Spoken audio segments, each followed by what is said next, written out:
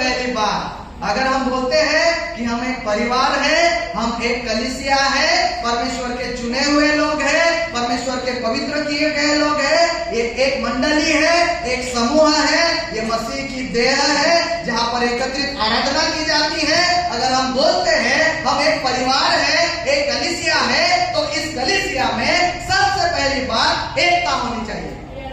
लिखा है फिलिपियों की पत्री उसका 2 अध्याय 2 से लेके 5 तक, तो मेरा यह आनंद पूरा करो कि एक मन रहो, एक ही प्रेम, एक ही चित्त और एक ही मनसा रखो।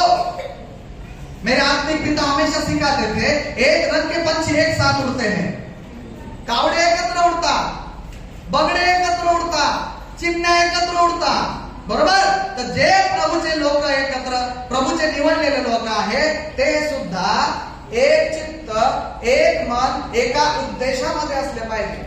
आमचा एकच उद्देश आहे, स्वतःचा त्याग करून क्रूस घेऊन ख्रिस्ताच्या पाठी चालायचं, कारण तो उत्तम मेंढपाळ आहे। आंधळ्याच्या मागे तुम्ही जर चालाल, खड्ड्यात चाल, आणि तो आमचा उत्तम मेंढपाळ, त्याच्या मागे आम्ही चालत राहू, त्या उद्देशापर्यंत आम्ही पोहोचून जाऊ।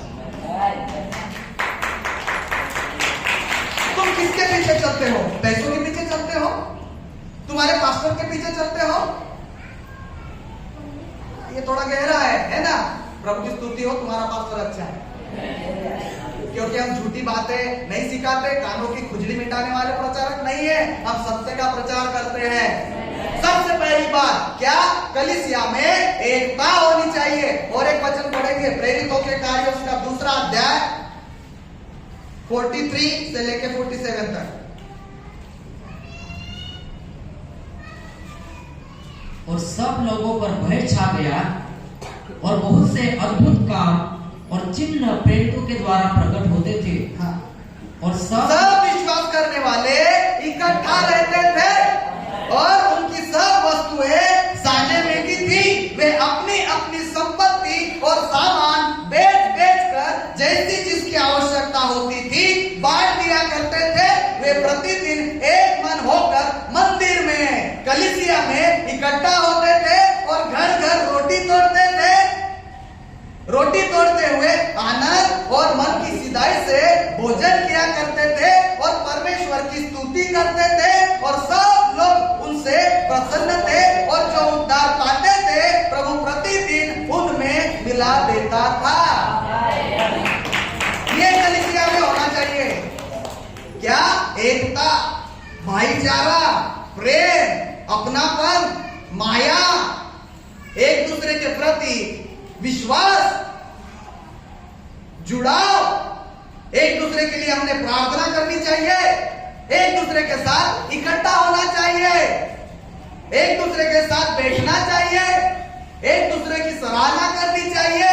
अगर कोई गलत कर रहा है तो उसके कान भी पकड़ना चाहिए, उसको सुधारना भी चाहिए, उसकी ताड़ना भी करनी चाहिए, उसको छड़ी भी मारनी चाहिए। क्यों? क्या अगर मैं प्रेम की बात करता हूं तो बाइबल में लिखा है जो बच्चों से ज्यादा प्यार करता है वो उनको छड़ी भी मारता है। इकट्ठा रहना है और क्या? एक दूसरे की जरूरतों को हमें पूरा करना चाहिए, एक दूसरे की इच्छाओं को पूरा करना चाहिए।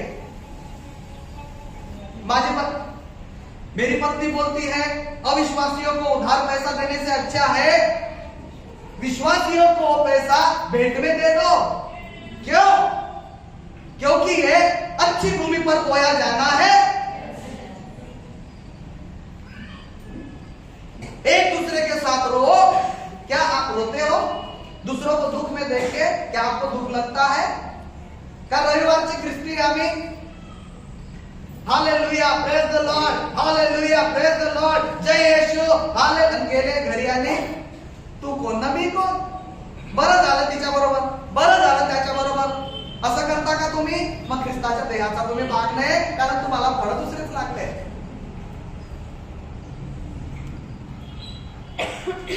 क्या लिखा है?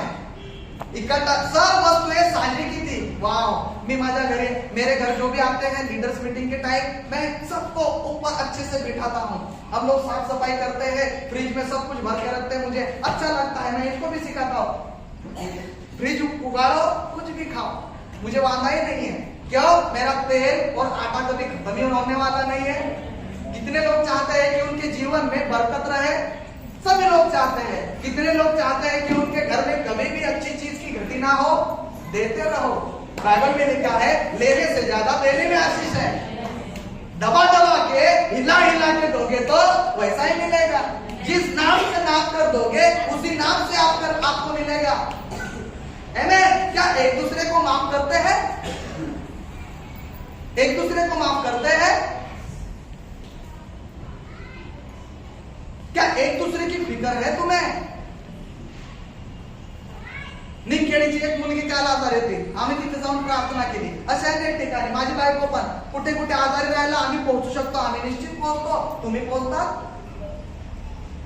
सुखामध्ये बड्डेला सगळेजण येतात, केक केक केक, आणि दुःखामध्ये जातात। मग आपण मंडळी आहोत का? नाही। मग हेच तर आपण शिकतोय आज, हे सगळं आपण आपल्या आचरणात आणूया। काय लिहिलेले पुढे? वे अपनी अपनी संपत्ति और सामान बेच बेच कर जैसे जिसकी आवश्यकता होती थी बांट दिया करते थे। इथे तो अजिबातच नाही, कोणीतरी दूसरे ने सब बेच के मुझे लाके दिया तो अच्छा है। हम ऐसा ही सोचते हैं ना, कोई हमें आके देगा तो अच्छा है। क्या कभी कुछ बेचा है प्रभु के लिए? बाइबल में लिखा है, बरनबास नाम का एक आदमी, उसने सारी जमीन को बेच के सारा पैसा प्रेरितों के पैरों में लाके दे दिया।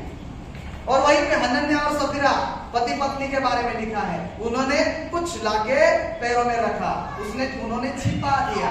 और पवित्र पत्रस कहता है, ए हनन्याह, तूने मेरे साथ झूठ नहीं बोला। क्या लिखा है? पवित्र आत्मा के साथ। क्या तुमने कभी कुछ बेचा है?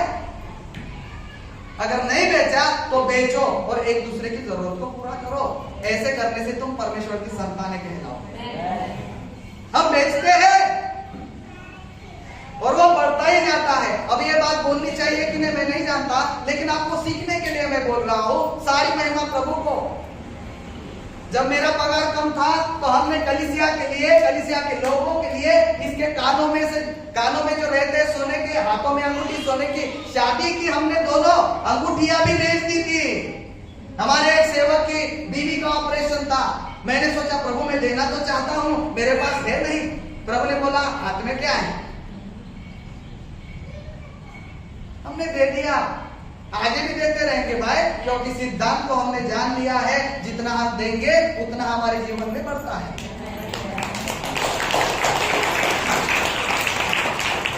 आता तुम्ही शंका कराल, सगळंच विकून खाल्लं तर मग आम्हाला फायदा काय होईल?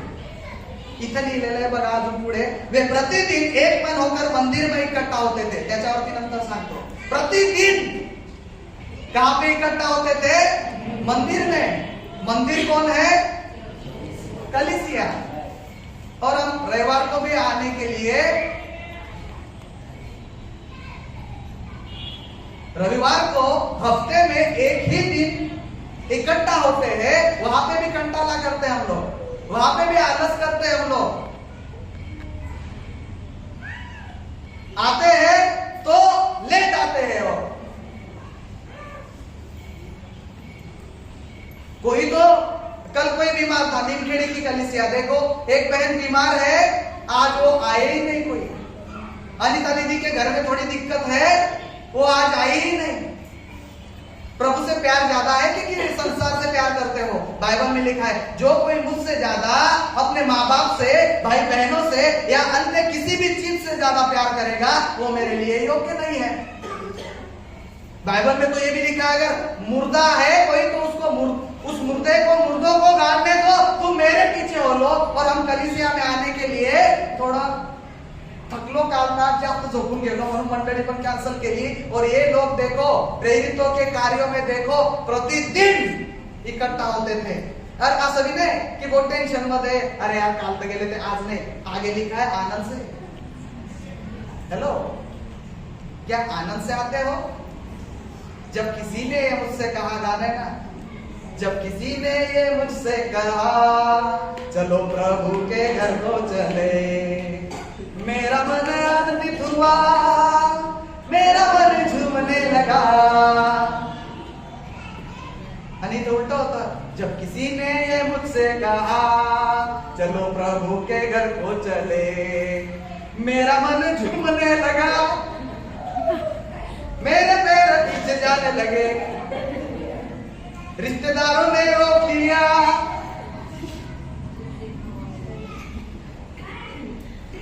और ये प्रतिदिन प्रभु के भवन में इकट्ठा होते थे, घर घर रोटी तोड़ते थे, और रोटी तोड़ते हुए आनंद और मन की सिधाई से भोजन किया करते थे। वाह, प्रेज द लॉर्ड। मी अनुग्रह मागतो की प्रभू या मंडळीमध्ये सुद्धा हे उद्यापासूनच चालवून जाओ। और आगे लिखा है, और परमेश्वर की स्तुति करते थे। किस बात की स्तुति? चांगला नवरा दिला, चांगला बायको दिला नहीं। ओ प्रभु धन्यवाद, आप जो राजाओं के राजा है, प्रभुओं के प्रभु है, आपने हमारे लिए मनुष्य रूप धारण किया, आप वध हुए हमारे लिए, आपके लहू को दिया, आपकी देह को दे दिया। सारी दुनिया आज मोक्ष के पीछे इधर उधर घूमती है, लेकिन यीशु आपने मुझे मेरे पापों से छुटकारा देकर मेरा उद्धार कर दिया। हालेलुया। इसकी वो स्तुति करते थे। धन्यवाद कि हम स्वर्ग में आने वाले हैं। आमीन। मुझे बहुत खुशी है, आज मैं अगर मैं यहाँ पे आंखें बंद भी करता हूँ, मेरी एक ही सेकंड में आके स्वर्ग में पिता के हाथों में यीशु के साथ में रहूंगा। क्या तुम्हारे कोई किसी ने ये सिखाया? क्या कोई ऐसा आदमी हुआ धरती पर जो अपने लहू को देके तुम्हें छुटकारा दे सकता है? यीशु ने दिया, और ये लोग स्तुति करते थे, और सब लोग उनसे प्रसन्न थे।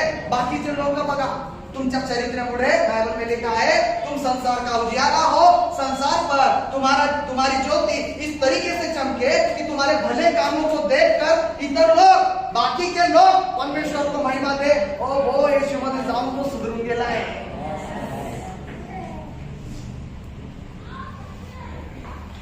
क्या लिखा है? सब लोग उनसे प्रसन्न थे, कोणी कंप्लेंट नाही करायचं, कारण त्यांना माहिती होतं हे सत्यावर चालणारे लोक हैं, धार्मिकता, ये सत्य पर चलते हैं, धार्मिकता में चलते हैं, ये कभी झूठ नहीं बोलते, माता पिता का आदर करने वाले लोग हैं, क्षमा करने वाले लोग हैं, एक कान में दिया तो दूसरे कान में खाने वाले लोग हैं, ये कभी झगड़ा नहीं करते, ये कभी निंदा नहीं करते, ये कभी मत्सर नहीं करते, ये कभी झूठ नहीं बोलते। सब लोग उनसे प्रसन्न थे। क्या सब लोग तुमसे प्रसन्न है? तुमच्या घरी येऊन एकदा शेजाऱ्याला विचारायचंय मला, क्या सब लोग तुमसे प्रसन्न है? क्या यीशु की ज्योति तुम में चमकी है? क्या यीशु का चरित्र तुम्हारे अंदर आ चुका है? क्या यीशु का स्वभाव तुम्हारे अंदर आ चुका है? क्या जब तुमको कोई मिलता है, बाहर जाके लोग बोलते हैं मैं यीशु को मिलके आया हूं? हालेलुया। मैं प्रार्थना करता हूँ यीशु मसीह के नाम से, प्रभु ये प्रेरितों के कार्य का अभिषेक मैं मांगता हूँ कलीसिया के ऊपर, सारे भाई बहनों के ऊपर, कि प्रभु ऐसे ही हम एकता में बढ़े, और सब जो उद्धार पाते उनको प्रभु प्रतिदिन उनमें मिला देता था। आमीन। अभी उस बात को मैं सिखाता हूँ कि जब सब लोग जमीन जायदाद बेच के सबको बांट देते थे, ज्याच्याकडे 2 कपडे असतील, एक साडी विकून दुसऱ्या बहिणीला, ज्याच्याकडे 2 गाड्या असतील, एक गाडी फ्री, ज्याच्याकडे 2 मोबाईल असेल, एक मोबाईल फ्री, ज्याच्याकडे 2 जोड असेल दुसऱ्याला द्यायचे। मग तुम्ही विचार करा, हमें लगता है कि फिर अरे यार ये देने से तो फिर हम कंगाल हो जाएंगे। प्रभु का सिद्धांत हमेशा उल्टा है। मैंने कल बोला, प्रभु में उल्टा है, भरना नहीं, खाली होना, हंसना नहीं, जीना नहीं, श्राप नहीं देना, सताना नहीं,